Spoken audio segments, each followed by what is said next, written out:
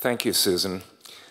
Thomas Jefferson, our third president, the most iconic Democrat of them all, was recently kicked out of the Democratic Party. Some of you may have noticed that in last month, 5 states, the Democratic Party organizations in 5 states have dropped the Jefferson dinners and any references to Thomas Jefferson in their pamphlets and brochures. Andrew Jackson got the boot as well, you might have noticed.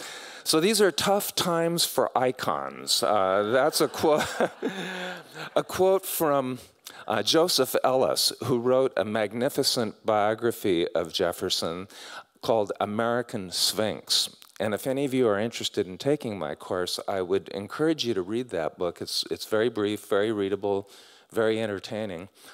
And we're going to spend 8 weeks talking about this figure. That may seem like a long time to talk about one person, but I think Jefferson, like Lincoln, like Roosevelt, is so worthy of an in-depth study that you'll find the time well spent. Jefferson can be viewed and has been viewed in so many different ways throughout our nation's history that he in some ways stands for America as a kaleidoscopic image. You can see anything you want in Thomas Jefferson. If you're an NRA member, you can cherry pick a quote from his writings which fully would justify carrying an Uzi into the Starbucks. If you're a slaveholder and a defender of the Old South, there's plenty in Jefferson you'll like.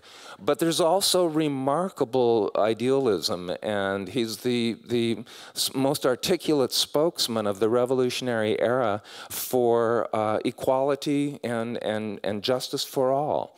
So this man can't be summed up easily in one formulaic statement.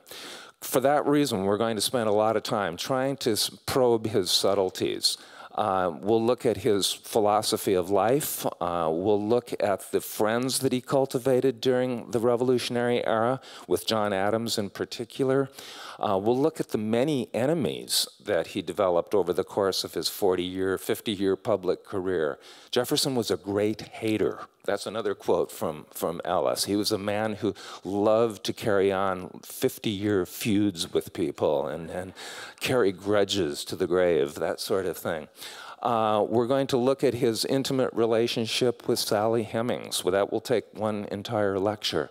We'll look at his presidency, his 2 terms in the White House, and try to assess whether or not there were successes or failures. And then we'll look at sort of the crabby old Jefferson in his last years when he became something of a reactionary. But on the whole, I think you'll find it to be an exciting journey, and he's certainly worth spending the amount of time that we're going to be devoting to him. And I hope you'll join me. This is a lot of fun. I've taught this course several times before, so please join me. Thank you. Thank you, Mick.